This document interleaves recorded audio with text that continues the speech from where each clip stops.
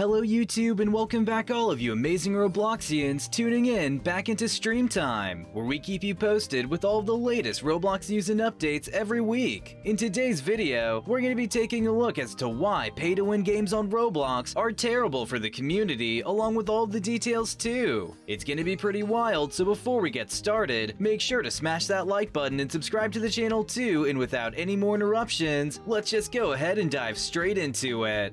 As most of you know, Roblox is filled with countless different types of games for all kinds of players, no matter what their tastes may be. A plethora of different players also develop their own games and create basically whatever they want with the tools Roblox provides them in the studio. It's to the point where developers have actually made this their full-time job in creating different games for players to choose from. The way they get paid is basically through in-app purchases, which can include the ability to buy different cosmetic items, skins, weapons, or any other items the games offer for its player base to use. A problem with this setup, however, is the unfortunate fact that this mechanic completely destroys multiplayer games if not used properly. What we mean by this is that some developers will make some of the items of their shop a little too powerful in specific scenarios within the game that give them a huge advantage over others who don't pay anything, which is completely unfair. This is known as a pay-to-win game, and it's been seen almost everywhere else aside from Roblox, unfortunately, as well. Many free-to-play games and mobile games are set up to where you can basically buy upgrades and items with real money to complete the game faster or rank up better than any other player that doesn't use money. It's a hugely unfair advantage that others have simply because they have money, which should never be a factor when gaming. Stuff like that should only be based on skill of the game alone and nothing else. But developers know that some players will do whatever it takes to get good at the game, regardless if they stay trash or not. If they know spending $5 here and there is going to give them a huge advantage, then they're going to spend it. This mindset spreads to thousands of gamers playing, and those numbers add up to literal thousands of dollars for the developer. This model is a money-making scheme, but it destroys the fun and integrity of their game as a result. This isn't helped by the fact that there are hundreds of trolls out there that convince other players that they are just bad at the game as a result of not having these premium items, which is so insanely out of touch it's not even funny.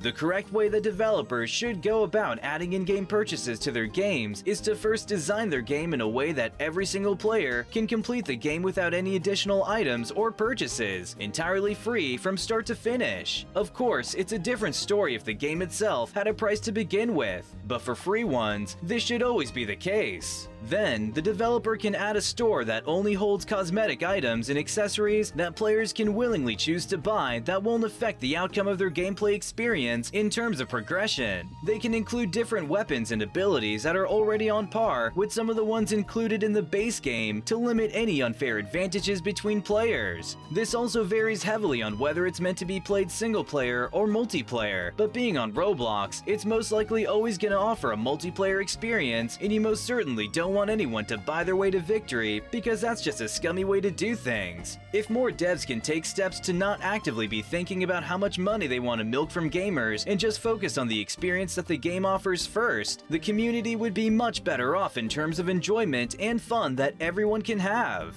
But let us know what you all think about pay-to-win games on Roblox and in general down in the comments below. Thank you all so much for watching, and if you enjoyed what you saw, then be sure to smash that like button and subscribe to the channel too if you haven't already for more of the best Roblox content out there on YouTube. You can also tap the notification bell icon as well to not miss out on any of our future uploads that we post either. This is Stream Time signing off, and we'll catch you all in the next one.